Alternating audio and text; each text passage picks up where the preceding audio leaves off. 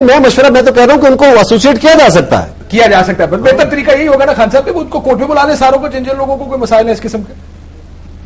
وہ بھی ہے، لیکن آخر میں دیکھیں نا، کامیاب دنیا کے آپ کو ری انوینٹ تو ویل کرنا نہیں ہے، جو پہلے سے ہم نے کوئی نئی چیزیں ایجاد نہیں کرنی. کامیاب ایکسپیریمنٹس دنیا میں چل رہے ہیں. آج وہ کوئی ہمارے سے بہتر لوگ تو نہیں ہیں، کوئی ہمارے سے زیادہ ایماندار تو لوگ نہیں ہیں. ان کے سسٹمز ایسے ہیں جو ان کو ایماندار کرتے ہیں. اب باہر کے سسٹمز میں سب سے بڑی ایڈوانٹیج یہ ہوتی ہے ایک تو آپ جو میڈیا کام کر رہا ہے باہر کا آزاد میڈیا ہے، دوسرا ان کا عدالتیں آزاد ہیں، تیسری ان کی پروسیکیوشن آزاد ہے، چوتھی ان کی جو پولیس ہے اسے آپ غلط کام نہیں لے سکتے، وہ کتاب کے اوپر چلتی ہے. اور اس کے بعد جو سب سے بڑی بات یہ ہے کہ ان کی جو نیب ہے، جو انویسٹیگیٹنگ ایجنسی ہے، آپ صرف سنگاپور کو دیکھ لیں. سنگاپور کے اندر ہمارے سے زیادہ کرپشن تھی.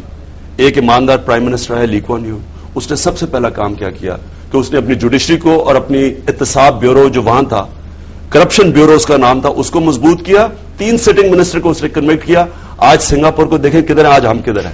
تو سب سے پہلے یہ آپ کے کامیاب ایکسپیریمنٹ ہے. میں صرف ایک چیز ایڈ کر دوں، ایک پرابلم یہ ہے کہ کرپٹ لوگوں کا احتساب نہیں کر سکتے، وہ ان سے ڈیلز کرتے.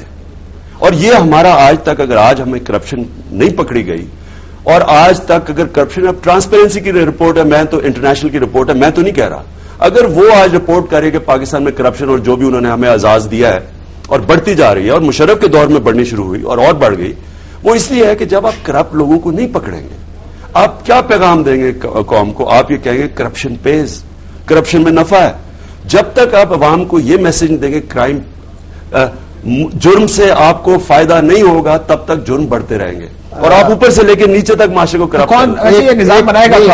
آپ نے دیکھا ہوگا، انہوں نے بڑی اچھی بات کی. اگر یہ ٹھیک کہہ رہے ہیں، اگر یہ واقعی انہوں نے اس چیز کو امپلیمنٹ کر دیا، کیونکہ ابھی تک مجھے معذرت سے میں کہتا ہوں کہ ابھی تک آپ کا ٹریک ریکارڈ کمزور ہے.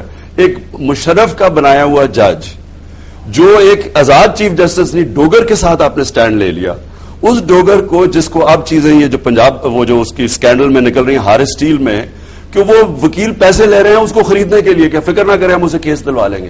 یہ بیسکلی اسکیم ہے نا. اور وہ تو ان کی اس طرح کیلکولیشن اپسیٹ ہوگی کہ وہ جج چینج ہو گیا. خان صاحب، اصل میں مسئلہ یہ ہے کہ جس وقت یہ صورتحال جس کا ذکر آپ فرما رہے ہیں، آپ کا نقطہ نظر اپنی جگہ، اس وقت وہ بیٹھی ہوئی عدلیہ، وہ سپریم کورٹ کے چیف جسٹس تھے، اور عدلیہ بیٹھی ہوئی تھی. ایک بحران کا آپ سامنا کر رہے تھے اور آپ اس عدلیہ کو نکالنے کی کوشش کرتے. اس وقت آپ کے ادارے اس کے ساتھ کام کر رہے تھے. اگر آپ اس چیف جسٹس کو اور اس عدلیہ کو بھی نکالنے کی کوشش کرتے اور وہ آپ کے خلاف، گورنمنٹ کے خلاف یا کوئی اسٹیٹس کو یا کوئی ڈیسیژن دے دیتے، ایک اور کرائسس ہوتا. آئیڈیلزم کے ساتھ باتیں کرنا اور بات ہے. دوسری گزارش ایک اور ہے، آپ نے فرمایا، میں بتاتا ہوں، ابھی آپ نے فرمایا نا، ہم نے تو چلو اچھا کیا ہی نہیں نا، اپنے تو ہم سے اچھا ہوتا ہی نہیں ہے. لیکن میں آپ سے صرف گزارش کرتا ہوں کہ ہم دونوں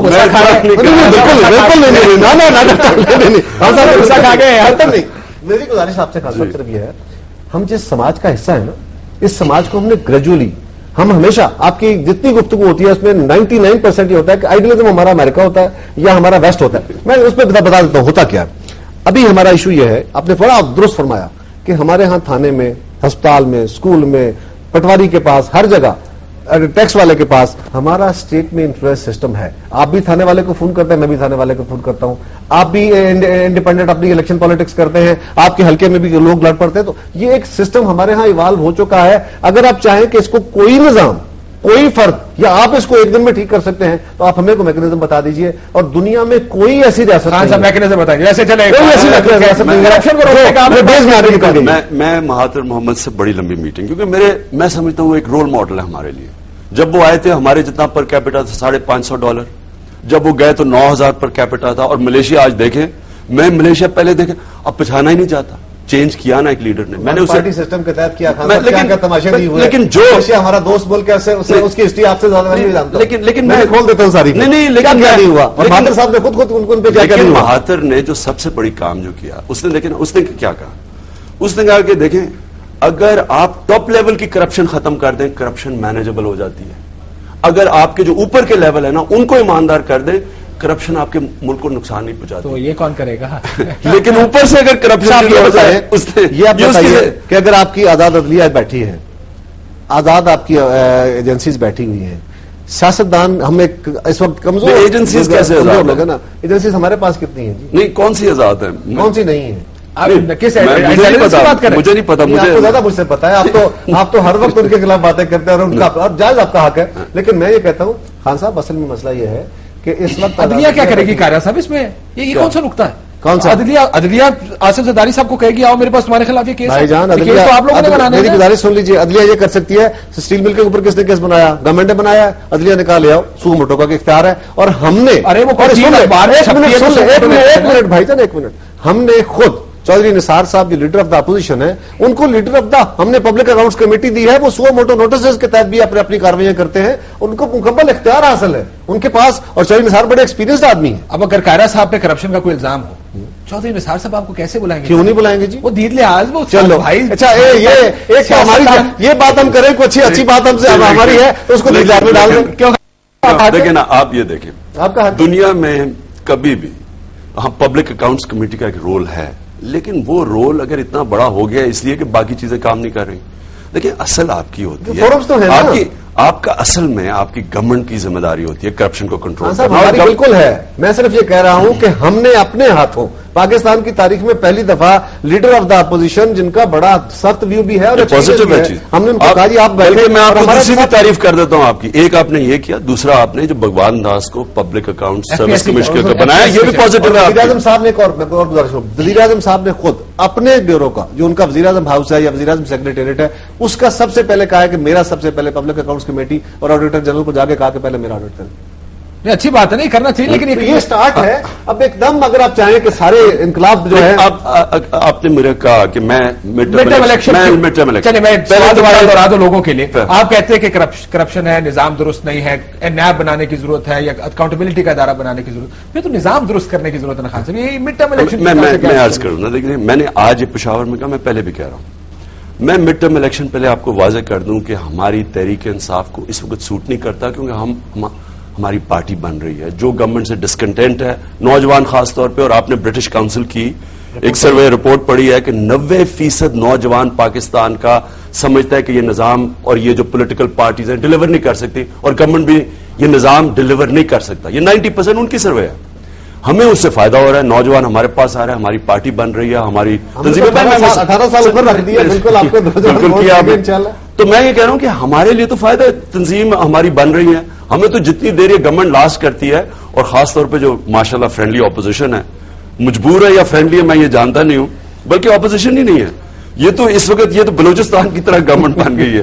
بلوچستان میں سارے وزیر بن گئے ہیں اور جو ایک اپوزیشن وہ دبئی چلا گیا.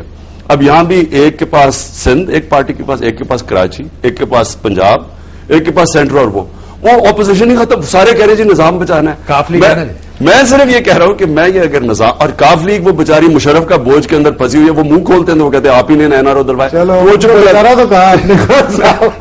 اچھا میں یہ کیا کہہ رہا ہوں، میں یہ کہہ رہا ہوں کہ ہمیں تو فائدہ ہے اس میں، لیکن اس وقت جو پاکستان کے حالات ہیں، اور میں صرف یہ این آر او کا کیونکہ میں سمجھتا ہوں بہت بڑا ایشو ہے یہ. اگر اس کے اندر اگر پبلک کو اعتماد پروسیکیوشن پہ نہ ہوا اور ڈسکنٹینٹ ہوگا.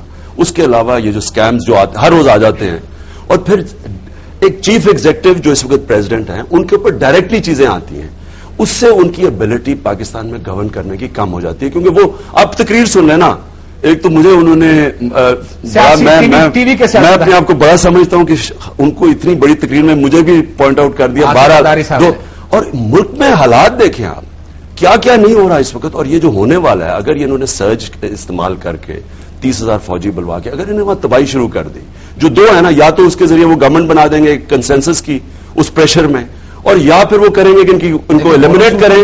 بیٹھے الیکشن تو نہیں میری بات سن لیں. میں یہ صرف کہہ رہا ہوں کہ اس میں میجر کرائسس ہیں آپ کے سامنے. تو ایک تو کرائسس ان سے ڈیل کرنے کے لیے میں بات کرتا ہوں، میں ابھی ایک تو ان سے ڈیل کرنے کے لیے امریکنوں سے، کیونکہ وہ انہوں نے اپنی پالیسی بنائی ہے، ہمیں اپنی بنانی چاہیے. یہاں اس وقت ساورن پالیسی نہیں نظر آ رہی پاکستان. تو اس کے لیے بھی آپ کو ایک ایسی گورنمنٹ چاہیے جو کہ ایک سٹینڈ لے. دوسری چیز آپ کو میں پرفارمنس بتایا. تیسری چیز میں نے آپ کو بتایا کہ اس وقت اگر عوام کا اعتماد گورنمنٹ پہ اٹھ گیا، اور یہ جو میں برٹش کاؤنسل کی سروے بتا رہا ہوں، تو لوگ پھر ایک ویکیوم کے اندر ویلکم کریں گے جب اگلا ڈکٹیٹر آئے گا. بلکہ یہ مڈ ٹرم الیکشن ایک جمہوری عمل کا حصہ ہے. اگر آپ نے جمہوریت کو اور نظام کو بچانا ہے تو یہ ایک اس کا حصہ ہے. ایک میں گزارش کروں، آپ نے ابھی ایک سروے کی بات کی، میں نے نہیں دیکھا اتفاق سے وہ سروے، میں بھی دیکھتا ہوں برٹش کاؤنسل کا. پاکستان کا سب سے بڑا سروے पाकिस्तान के लोग हैं। सियासतदान का सबसे बड़ा मकसद